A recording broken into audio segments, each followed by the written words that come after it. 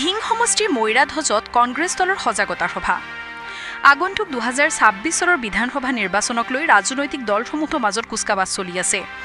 ৰাজনৈতিক দলসমূহৰ মাজত কুচকাৱাজ চলি থকাৰ অৱস্থাতে ৰাজ্যৰ বিভিন্ন সমষ্টিত সম্প্ৰতি শাসক বিৰোধী উভয় পক্ষৰ মাজত প্ৰস্তুতি চলিছে। নগাঁও জিলাৰ পশ্চিমাঞ্চলৰ ঢিং সমষ্টিত প্ৰাৰ্থিত্ব প্ৰত্যাশীসকলে আৰম্ভ কৰিছে ব্যাপক তৎপৰতা।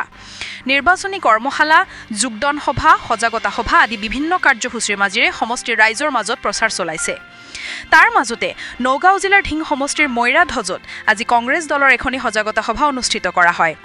সভাত অংশগ্ৰহণ কৰি বিশিষ্ট সমাজকৰ্মী ৰয়হানুদ্দিন চৌধুৰীয়ে কয়, দীৰ্ঘদিন ধৰি পিছ পৰি ৰোৱা ঢিং সমষ্টিৰ উন্নয়নৰ বাবে আগন্তুক 2026 নিৰ্বাচনত ৰাইজে গুৰুত্বপূৰ্ণ ভূমিকা পালন কৰিব লাগিব। কাৰো লোভনীয় কথাত ভুল নগৰ ৰাইজে সুস্থ চিন্তা চৰ্চা কৰি এগৰাকী যোগ্য নেতাক নিৰ্বাচিত কৰিলে সমষ্টিৰ হেৰুৱা গৌৰৱ ঘূৰাই আনিব পাৰিব বুলি আহ্বান জনাইছে। মৈৰাধজ মণ্ডল কংগ্ৰেছৰ সভাপতি আব্দুল ছালামৰ সভাপতিত্বত অনুষ্ঠিত সভাত উপস্থিত থাকি বিশিষ্ট সমাজকৰ্মী অতুল মহন্তই শিক্ষা যাতায়াত আদি বিভিন্ন সমস্যাৰে জৰ্জৰিত ঢিং সমষ্টিত এইবেলি 2026 বিধানসভা নিৰ্বাচনটি বহু গুৰুত্বপূৰ্ণ। অঞ্চলৰ উন্নয়নৰ স্বাৰ্থত ৰাইজে উচিত সিদ্ধান্ত ল'ব বুলি প্ৰকাশ কৰে। সহস্ৰাধিক লোক উপস্থিত থকা অনুষ্ঠানটিত সমাজকৰ্মী ৰায়হানুদ্দিন চৌধুৰীয়ে সভাত উপস্থিত বয়োজ্যেষ্ঠ বিশিষ্ট ব্যক্তিসকলক গামোচাৰে সম্বৰ্ধনা জনায়। ঢিঙৰ পৰা ৰফিকুল ইছলামৰ ৰিপৰ্ট, বতত দবা লাইভ। 3 নম্বৰ 4 নম্বৰ ৱাৰ্ডৰ কিছুমান বিশিষ্ট ব্যক্তিয়ে মণ্ডলৰ সভাপতি আছিল, বন্ধু বাবল তেনেকুৱা কেইবাজনে মিলি পেলাই মোক ক'লে আহক এদিন আমাৰ লগত ৰাইজৰ লগত কথা বতৰা পাতক। সেই মৰ্মে আজি আহিলোঁ, ৰাইজে মাতিছে আহিলোঁ, ৰাইজৰ লগত কথা বতৰা বিচাৰিলোঁ, পাতিলোঁ। আৰু ৰাইজৰ পৰাতো এই মুহূৰ্তত মোৰ দুৱা আৰু আশীৰ্বাদ বিচৰা কথা, অন্যতো আৰু কথা নাই। কিন্তু মোৰ এটা কথা বিশ্বাস কি জানে, আচলতে ৰাইজে যদি বিচাৰে চব হয়। গতিকে আমাৰ দলীয় নেতৃত্বই ৰাইজৰ যিবিলাক কথাৰ ওপৰত বেছ কৰি এইবাৰ প্ৰাৰ্থিত্ব দিব বুলি ইতিমধ্যে কথা বতৰা চলি আছে। বিভিন্ন উইচ দি পেলাই আপোনাৰ চলাইছে, এটা অভিযানো চলাইছে সমষ্টিত। গতিকে মই এইকাৰণে ৰাইজৰ ওচৰত ঘূৰিছোঁ। ৰাইজে যেতিয়া বিচাৰিব দলে নিশ্চিতভাৱে প্ৰাৰ্থিত্ব দিয়াৰ কাৰণে চিন্তা কৰিব। আৰু মই আশাবাদী ৰাইজে যেনেদৰে মোক সঁহাৰি দি আছে দলে মোক প্ৰাৰ্থিত্ব দিব। যেহেতু দুটা ৱাৰ্ডৰ মানুহ মাতি আনি মিটিংখন আয়োজন কৰিছিলে, দেখা গৈছে ইয়াত বহুত মানুহ গোট খাইছে। তাৰমানে কি আপোনাক লোকেল হিচাপে বিচাৰি আছে নেকি? আপোনাৰ মানুহ মৈৰাধজ বুলি নহয়, আপুনি যাওক যিকোনো জেগাত সুধিব, ৰাইজে মোক বিচাৰিছে। সঁচা অৰ্থত ৰাইজে মোক বিচাৰিছে। গতিকে ৰাইজে বিচাৰি আছে আৰু ৰাইজে মোক দোৱা দি আছে, আশীৰ্বাদ দি আছে, সেইটোৱে মোৰ সম্বল। মোৰ বেলেগ একো সম্বল নাই। ৰাইজৰ দোৱা আশীৰ্বাদেই মোৰ মেইন সম্বল হিচাপে লৈ মই আগবাঢ়ি গৈ আছোঁ। আমাৰ চব পৰ্যায়ত আমি ক'ব পৰা নাই, মাইক এলাউন্সত আমি ক'ব পৰা নাই। আমাৰ এইটোৱে মানে ফোনতহে আমি কথা বতৰা পাতিছিলোঁ।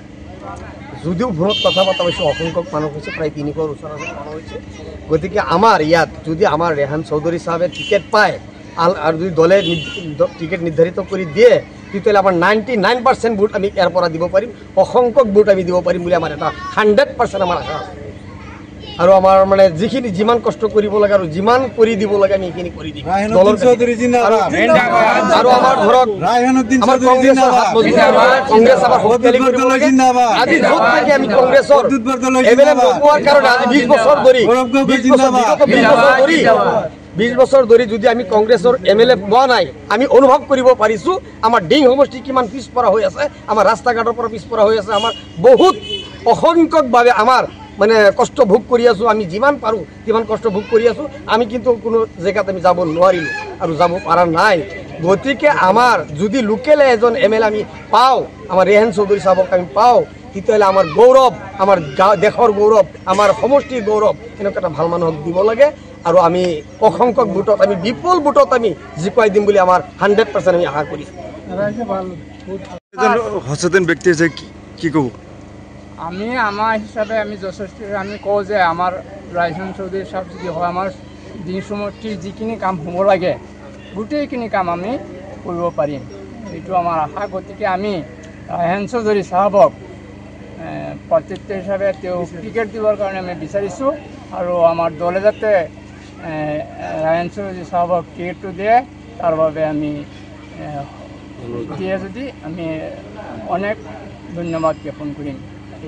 ৰায়হানুদ্দিন চৌধুৰী কিয় বিচাৰে আপোনালোকে এমএলএ হিচাপে? ৰায়হান চৌধুৰী চাহাবক আমি এইটো কাৰণে বিচাৰোঁ যে তেখেতে আগতে আমাৰ ইয়াতে পঞ্চায়ত প্ৰেচিডেণ্ট আছিল এইবাৰো তেখেতে বহুত ভাল কাম কৰিছে তেখেতে সেই হিচাপে আমি তেখেতৰ কামৰ কাৰণে গৌৰৱান্বিত সেইকাৰণে আমি তেওঁ এতিয়া MLA প্ৰাৰ্থিত্ব বিচাৰিছে সেইটো কাৰণে আমি গৌৰৱান্বিত গতিকে আমি দিং সমষ্টিৰ এইজন মানুহ ৰায়ন চৌধুৰী চাহাব যদি হয় তেতিয়াহ'লে আমাৰ গৌৰৱ হ'ব আৰু আমিও ভাল উপলব্ধি কৰিব পাৰিম আৰু আমি এজন ভাল কেণ্ডিডেট হিচাপে তেওঁক পাব পাৰিম সমষ্টি ৰাইজে তেখেতে বিচাৰি আছে